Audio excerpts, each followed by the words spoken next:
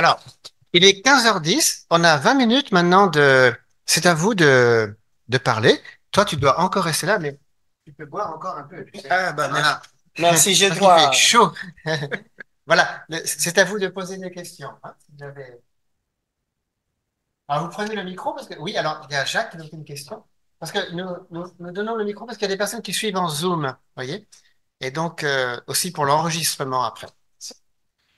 Je me demandais, est-ce qu'on peut penser que le fait que Paul ait assister au martyre d'Étienne sous ses yeux et qu'il le voit, enfin il acceptait que ça se passe ainsi, est-ce que ça a pu susciter peut-être un début de remords et sur cette base, Jésus a pu lui parler je veux dire, le rencontrer à Damas et le renverser? Est-ce qu'on peut dire que c'était une base pour cela ou pas forcément?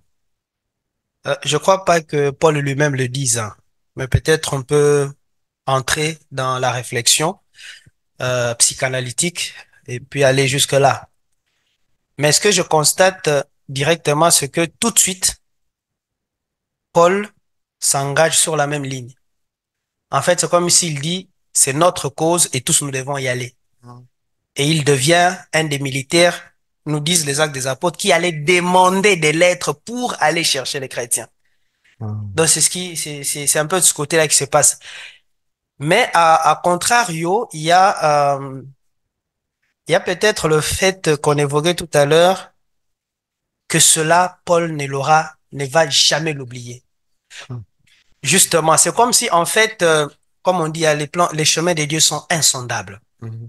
Peut-être que même que le fait qu'il persécute, et si je comprends bien, un peu Paul dans le 15e chapitre de l'épître aux Corinthiens, ou encore l'épître aux Romains, en fait, il se dit, il a fallu que je vive ceci, sinon lorsque j'allais accomplir la mission pour le Christ, j'allais être trop orgueilleux par rapport aux autres. Alors, il fallait d'abord qu'il y ait quelque chose qui diminue mon orgueil pour que je puisse accomplir vraiment comme un apôtre, comme Un envoyé? un envoyé, un ambassadeur. C'est plutôt ce que moi je Mm. perçois. Mais oui, peut-être si on peut aller de ce côté-là, Mm. je pense. Alors, d'autres questions? Il y a une Alors, question Monsieur en Gracial. ligne. Oui. Euh, Oui. Ah, dans le chat. Oui, oui, oui. Alors, Ça. oui, Monsieur Chadebec. alors, c'est Pierre ou... ouais, Pierre, qui est la pierre sur laquelle je bâtirai mon église. Ces jeux de mots, est-il un hasard ou voulu? Vit la langue parlée par le protagoniste. Au fait, dans laquelle langue parlait-il à cette époque? oui. C'est la question qui est en ligne. Bon, voilà. Voilà. Alors, qu'est-ce fasse donc, hein? Mhm. Je me permets, je connais pas le nom de la personne, mais Denis Chadebec, hein?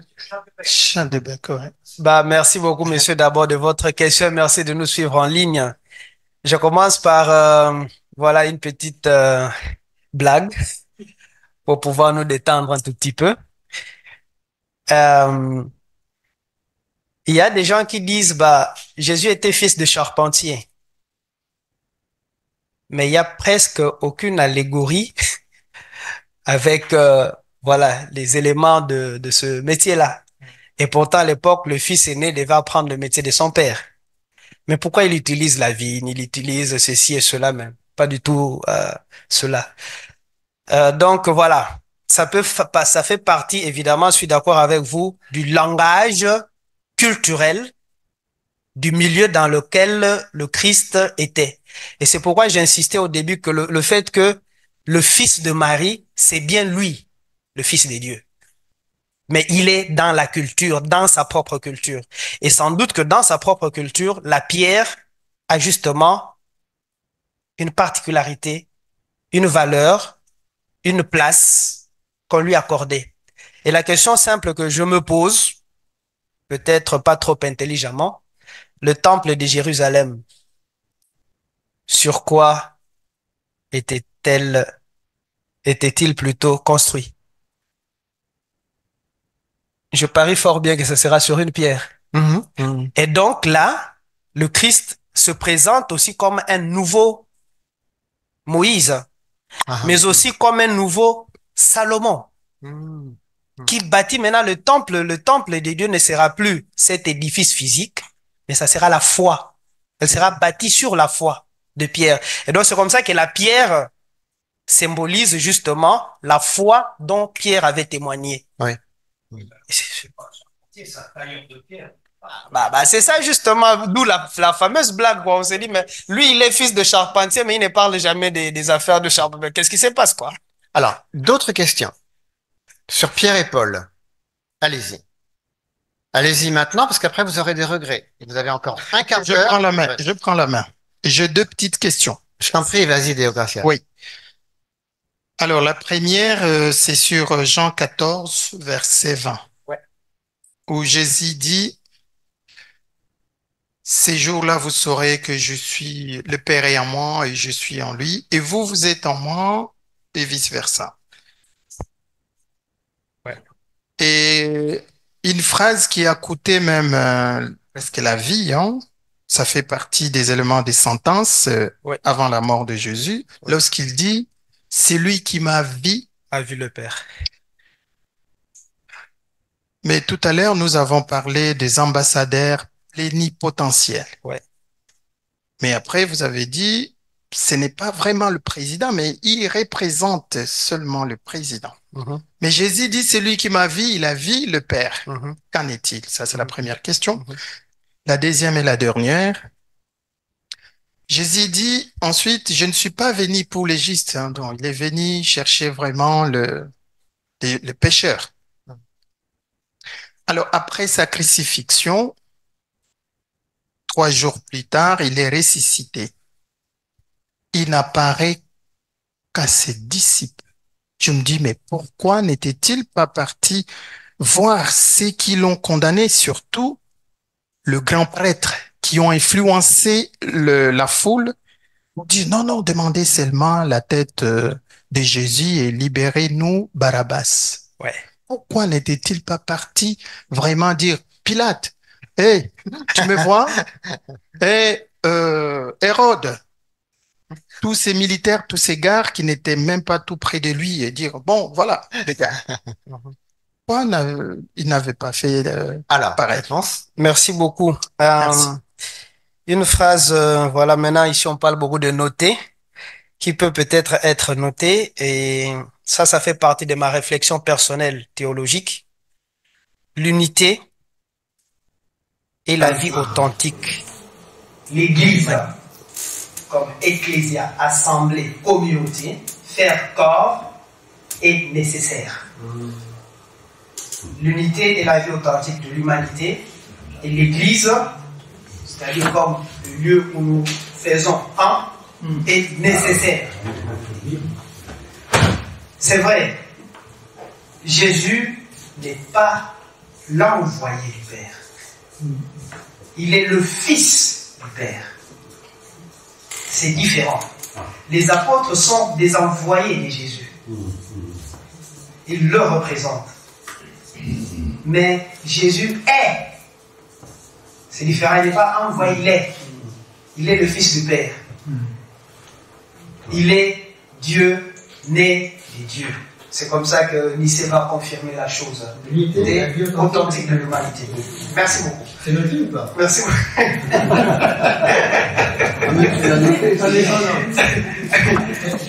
Je pense que tes élèves ne sont. C'est ça le dit. Hein. Ah oui, c'est ça aussi. Hein, c'est ça. Il faudra que tu reviennes. Voilà. Mais je suis sûr que l'Esprit Saint va le leur rappeler. Il faut vraiment marteler le message. Hein. Voilà. Ok. Donc voilà, pour revenir justement, pour en venir à la péricope de Saint Jean que vous citiez tantôt, Ouais. en fait, il faut arriver à pouvoir comprendre que cette péricope présente exactement ce qu'est la Trinité, mais un peu plus que ça. Parce qu'il présente la Trinité, je suis dans le Père est en moi, et nous sommes un.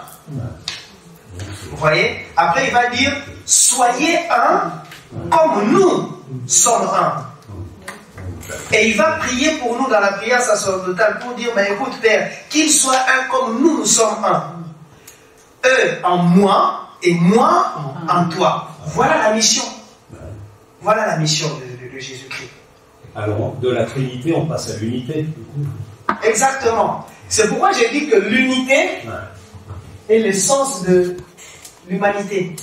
Parce que l'unité de la Sainte Trinité est en fait le paradigme qui devait symboliser notre unité. Excusez-moi parce qu'il y a beaucoup de pères de famille ici, je me permets. Les lieux où justement cette unité-là se réalise sacramentellement, c'est dans le mariage. Vous ne connaissez pas au début, vous vous aimez, vous commencez à vivre, mais au bout d'un certain nombre de vingtaine, trentaine d'années, il y a des automatismes qui se créent dans la vie. Et la vie coule, vous êtes un. Vous pouvez faire l'effort, bon maintenant on a créé le divorce, vous pouvez faire l'effort de divorcer, mais ça, voilà, il y a cela. Excusez-moi, je ne veux pas trop couler, peut-être il y a d'autres questions qui attendent. Oui, il y a peut-être d'autres questions. Mais la deuxième question, quand même, ça c'est capital. C'est vrai que Jésus n'est pas venu faire le... Tu m'as tué, bah écoute, regarde-moi. Non. Il est chaud. Non, il n'est pas venu faire des choses. Et même, je voulais ajouter quelque chose. Même quand il apparaît à ses disciples, aux apôtres, ils ne les reconnaissent pas tout de suite. Oui. Mais qu'est-ce qui se passe? J'ai vécu avec vous 3 ans. Et là, je viens et j'ai la même peau, j'ai la même taille. Ça fait seulement 3 jours que je suis mort. Vous ne me reconnaissez pas. Mais qu'est-ce qui se passe? Parce que pour reconnaître Jésus, pour entrer dans la vie de la résurrection, ce n'est pas tout simplement un élément extérieur. C'est un processus intérieur. Et le texte le plus parlant à ce sujet, c'est les disciples d'Emmaüs. Il marche avec eux, il leur explique les prophètes, c'est-à-dire il reprend la catéchèse, et puis à quel moment est-ce que cela se réalise? À table, ils prennent le pain, prenez et mangez. La nourriture nous rassemble. Et c'est le lieu de la révélation de l'unité. Donc ceux qui n'étaient pas en communion, en unité avec le Christ, même s'il leur apparaissait, ils n'allaient pas le voir. Alors, excusez-moi, ma spécialité c'est l'histoire de l'art en peinture. Oui, Depuis le XVIIe siècle. Alors c'est très intéressant. Je parie que le mois, vous allez Donc faire. je parle assez fort, je pense que les gens entendent. Pour ceux qui sont jeunes, Tout le monde le reçoit. Ah oui, oui. Oui, parce que je pensais au tableau de Rembrandt, évidemment, c'est le plus fameux. Il en a fait 2. Deux. Ouais. Il en a eu 5. Vous m'entendez, de toute façon, non? C'est une chanson, excusez-moi. Si. Bien sûr. Allez-y, c'est pas Allez-y. Éteignez la lampe. Parlez dans le micro. Voilà. C'est bon, pardon. Oui, il en a fait deux tableaux, en fait. Rembrandt sur le souper à Emmaüs, etc. Voilà. Le premier est plus intéressant que le deuxième. Enfin, bon, je ne vais pas rentrer dans les détails. Mais ce qui est intéressant, c'est avec la rénovation de Notre-Dame en ce moment. Oui. Vous savez ce qui se passe? C'est que ils sont en train de refaire tous les tableaux, les fameux mets de Notre-Dame, MAIS. C'était la corporation des orfèvres qui avait décidé de demander à un peintre, à partir des années 1630, ça va jusqu'en 1707, de peindre, donc ces corporations les avaient payé un peintre pour représenter tout ce qui est marial par rapport à la Vierge Marie. Mais où je voulais en venir, c'est que il y a les 12 mets qui ont été restaurés, qui sont restaurés presque. Heureusement, ils ont été simplement, après l'incendie, en partie simplement recouverts de poussière. On les a sauvés. Voilà, on les a rénovés, etc. C'est magnifique. D'ailleurs, ils sont en présentation au Gobelin. Si vous avez l'occasion d'y aller au musée des Gobelins. Voilà. Et ce qui est intéressant, alors, c'est qu'il y a 2 mets de Notre-Dame qui représentent Saint-Pierre. Ah, ok. Et un mets qui représente Paul, non, mais sur les 12. Après, il y en a d'autres qui ont été au musée d'Arras, qui représentent, il y a la salle des Mets de Notre-Dame de Paris à Arras. Au musée d'Arras, c'est intéressant, parce qu'ils en ont une dizaine, eux aussi. Et alors là, pareil, on a un Paul et on a 2 Saint-Pierre. C'est l'histoire de l'art, mais bon, voilà, peut-être une symbolique derrière. Voilà. Alors, la question de Jackie maintenant. Et on va peut-être terminer cette session là-dessus. Dernière question. Alors, Jacques, tu poses une bonne question. Hein. Et puis il y a une question. Ah, une dernière question. Entendu. Oui. Merci pour votre discours. J'entends souvent le terme de mystère, parce qu'on n'a pas la réponse. Ça passe un mystère en fait. Est-ce que ce terme mystère restera toujours en fait sans question éternelle en fait? C'est un mystère en fait. Quand on n'a pas la réponse, on bascule dans le mystère en fait. Merci, c'est une vraie question de théologie et je vais essayer de lire un petit mot. Lorsque vous croyez que le Christ est ressuscité, en fait, c'est Dieu qui vous donne la grâce de croire le mystère qu'il vous donne à croire. Donc, et cela se fait dans un seul et même mouvement. Dieu se donne à vous à la fois en grâce, mais aussi dans la grâce qui vous permet de pouvoir croire au mystère qui est là-bas. Et le mystère n'est pas quelque chose de matériel, physique simple, mais les éléments physiques peuvent nous aider à nous rapprocher d'un mystère. Je prends un mystère peut-être qui nous est beaucoup plus familier, l'Eucharistie. Le mystère de l'Eucharistie, par la bénédiction ou la consécration du pain et du vin, nous communions au corps et au sang du Christ. C'est un mystère inouï qu'on ne pourra pas comprendre, mais notre foi nous permet de nous en approcher et de pouvoir vivre une grâce en nous. Le mystère de la Trinité, on ne pourra pas, le mystère, on ne peut pas le comprendre. Je fais le geste de comprendre, prendre avec totalement. On ne peut pas comprendre le mystère. La nativité, l'incarnation dont on parlait tout à l'heure, on ne peut pas le comprendre. Mais on s'en approche de façon asymptotique. Mais pas vraiment de façon verticale, on ne peut pas y arriver. Et ce qui nous permet justement d'accéder ou d'approcher le mystère, c'est la révélation. C'est Dieu qui, par sa lumière, se révèle à nous. Donc voilà la grâce. Il se révèle à nous. Et par la révélation qu'il nous fait, alors, il nous permet de pouvoir éclairer notre foi. Donc le mystère comme mot, dans sa définition, peut-être il restera comme ça, mais dans la réalité du vécu, il y a quand même un mouvement de notre côté qui se fait, mais qui répond déjà à un mouvement vraiment permanent que Dieu fait pour pouvoir s'approcher de nous et se révéler à nous. Merci beaucoup. Eh bien, alors, une toute dernière question, mais très brève, parce que nous arrivons aux 90 minutes. Là. Oui, j'ai deux questions. Oui, très brève. La première question, on lit la Bible, on se retrouve que Pierre et Paul. Il semble que dans l'exposition, on parle de Saint Paul et Saint Pierre. Pourquoi Saint? Parce que c'est Dieu seul qui est saint. Et ma deuxième question, c'est de porter aussi la révélation de ce que vous avez dit tout à l'heure sur l'histoire de la pomme. Donc c'est une question. Alors peut-être juste sur les saints, parce qu'il est vraiment... Oui, on arrive à là. Parce que la pomme, bon, ça c'est une image personnelle. Je le disais, c'est ma façon de comprendre le mystère de Dieu. Mais peut-être tout simplement sur les saints, la sanctification, ce n'est pas l'autre. C'est Dieu qui est saint. Et Dieu, il est en nous. Nous venons de le dire. Qu'il soit en moi et moi en toi. Nous formons un avec le Christ. C'est le Christ qui nous sanctifie. Et nous, ici sur terre, nous sommes des pèlerins. Nous marchons vers justement cette vision béatifique de Dieu. Et donc nous avançons vers la sanctification.